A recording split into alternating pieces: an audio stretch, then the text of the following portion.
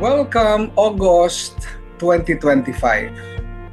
Ilang linggo na lamang po, sisters and brothers, tayo ay sasapit na sa mga tinatawag nating BER or Bear Months. Abay, excited tayo dyan. Tayo pa dito sa Pilipinas, tayo ho yata ang pinakamaaga at pinakamatagal na mag-celebrate ng mga Bear Months na ito. Anyway, welcome also to another episode ng ating Be a Blessing or BAB.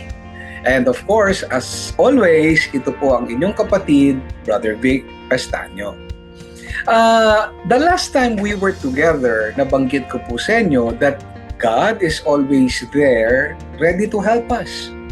All we need to do is to come to Him, to call upon Him, and to trust in His promises. At 100%, sisters and brothers, darating ang tulong sa panahon ng pangangailangan. Ang tanong lamang ay bakit nga ba lagi tayong nangangailangan? Diba? Ang tanong, bakit nga ba ang buhay parang lagi na lang hindi na uubusan ng mga suliranin, problema, konsumisyon, and what have you. In fact, we all ask the question, you and me, together we ask the question, why is God allowing us to go through difficult moments? Bakit nga ba? Sisters and brothers, ang mabigat ho sa mga tough times na ating pinagdadaanan is that they come unannounced. Di ba? Pabigla-bigla na lang. Isang oras, okay ka, all of a sudden, everything that's going on is a problem. You know? Another thing is that it is coming to us unexplainable. Hindi natin maintindihan. Even when we did our best, when we did follow every rule of the book, ika nga, so to speak, dumarating pa rin ang mga problemang ito. Ang sabi nga po ni Job in the book of Job chapter 3 ay ganito. Oh, why give light to those in misery and life to those who are bitter? Sisters and brothers, alam nyo, mas masarap pag binasa ko sa Tagalog. Allow me. Bakit pa isinilang kung magdurusa rin lamang? At bakit pa binuhay kung daranas din lang ng kahirapan? You see the questions? Bakit pa? Bakit nga ba? Parang napanood ko nag-viral yung tanong na yan. Bakit nga ba? Bakit nga ba? You know? Why? Because we have this belief. Meron tayong paniniwala that if we will know the answer to the question of why is this happening, sisters and brothers, gagaan ang ating pinagdadaanan.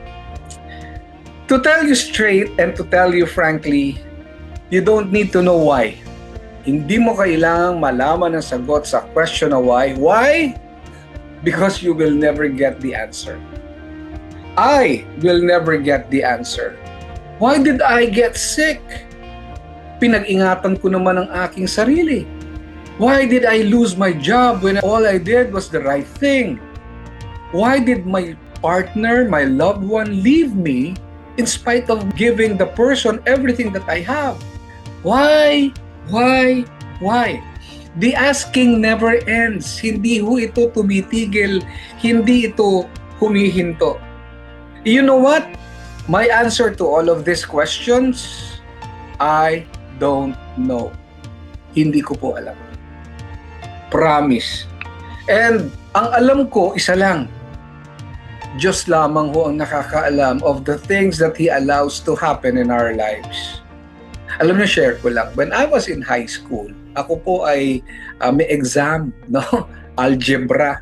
Alam niyo po, medyo hindi ho talent ni Brother Vic ang mathematics. Anyway, sa hirap ho ng equation na isosolve ko dun sa algebra at hindi ko makuha-kuha ang sagot, ang nilagay kong sagot ay OGK. Tinanong ako ng teacher ko afterwards, "Oy, Castaño, halika dito. Ano tong nilagay mong OGK?" Sabi ko sa kanya, "Only God knows." Alam nyo, nangiti na lang po siya eh. Ganon din sa buhay eh. Di ba? Maraming nangyayari sa atin, hindi talaga natin malalaman ang sagot. Probably we will get to know the answer when we get to heaven. And, yun nga lang, question pa eh. Will we get to heaven? Biro lang ha, biro lang. Wag magagalit. Kasi po ganito, alam naman natin, kapag ang tao had placed his trust, his love, his belief, his faith in the Lord Jesus Christ, alam naman po natin na ang pintuan ng langit ay bukas sa lahat ng kanyang mga mananampalataya. So tayo ay doon pupunta, ano't ano man ang mangyari. Kaya lang, hindi pa rin tayo sure makukuha natin na sagot. Diba? In Proverbs chapter 25, sabi po ni King Solomon ay ganito, "It is God's privilege to conceal things." Ulitin ko ha, it is God's privilege to conceal things. Meaning to say, God does not owe us an explanation. Why? He doesn't need to. He is God. No? Siya yung magde-decide nun. Second, hindi niya tayo basta-basta binibigyan ng explanation kasi po we need to learn how to walk in faith and trust in Him. Pero meron akong alam, and I'm sure that you will agree with me. Okay? Pag dumarating ang mga unos, ang mahihirap na panahon ng ating buhay, eto alam ko, number 1, we need to be strong. We need strength to face it all. Sisters and brothers, we cannot just give up. Kailangan natin ipagpatuloy na hindi tayo nawawalan ng pag-asa. Amen? Pangalawa, I know that in times of difficulty, we need a helper, a savior, and an advocate. And who is better to do that but God? Only God can change whatever situation or circumstance we are in. Siya lang ho ang pwedeng magbago ng mga sitwasyon. Diba? And pangatlong alam ko is that kapag dumadaan tayo sa mabibigat na pagsubok ng buhay o kahit na ordinaryong pagsubok ng buhay, we need all the strength, we also need all the support that we can get. Ibig ko sabihin, kailangan natin ng tulong. Kaya po kapag tayo ay hindi naman dumadaan sa mga testings and trials, ika nga, tayo po yung maghanap ng mga pwede nating matulungan. Reach out to these people. Kasi baka tayo yung sagot sa kanilang mga panalangin sa Panginoon. Maybe we are God's answer to their prayers. Amen? Okay. Sisters and brothers, pag hindi natin binatawan, when we hold on to the question of why is this happening to me, it will only prolong our agony. Promise. Kaya nga po ang reminder sa atin ni St. Paul through 1 Corinthians chapter 13 ay ganito. Allow me to read. We don't know everything, obvious ba? And our prophecies are not complete. Now all we can see of God is like a cloudy picture in a mirror. Malabo, cloudy picture. But later we will see Him face to face. We don't know everything, but then we will. Just as God completely understands us. Ang liwanag, di ba? Baka later on malaman natin, pero mahalaga pa ba yun? Ang kailangan po nating bitawan ay yung tanong na why. At ang ipapalit natin ay yung tanong na who. We take away the question why and we put in replacement the question of who. Who, number 1, do we turn to? When difficult times arrive, we turn to God. Who will be the one that will take us out of our miserable situation? Who else but God? Who do we trust?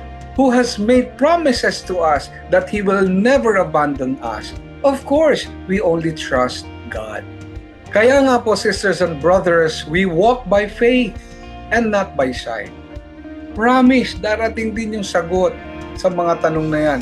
Pero mas mahalagang tanong, uulitin ko po, pasensya na kung makulit. Sino ang kakapitan sa lahat ng panahon, tag-araw man o tag-ulan? Tag-araw sa tag-ulan. And probably, just probably, when the right time comes, in His time, sabi nga po, masasabi natin in hindsight, that's why. Kaya pala, Alam niyo po, there was a time in my life when I went through a very difficult, challenging moment. No? Talagang mahina-hina ang kapit mo sa Diyos ay talagang bibitaw ka. Pero hindi po ako bumitaw. Bahala na, sabi ko. Kanino pa ba ako lalapit? Kanino pa ba ako hahawak? Edi sa Kanya lang, di ba? Alam niyo, nung nalampasan ko po yung pagsubok na yon, praise be to God, nung nalampasan ko ho, doon ko lamang naintindihan, may lesson behind it. At yung lesson na yon, hanggang ngayon, dala-dala ko po at iniya-apply ko sa aking buhay. That is why, sisters and brothers, tandaan, for the meantime, pansamantagal, wag na ho tayong magtanong ng why ha. Ito ang gagawin natin. We search out and reach out to those who are in need. Maging biyaya po tayo sa mga nangangailangan.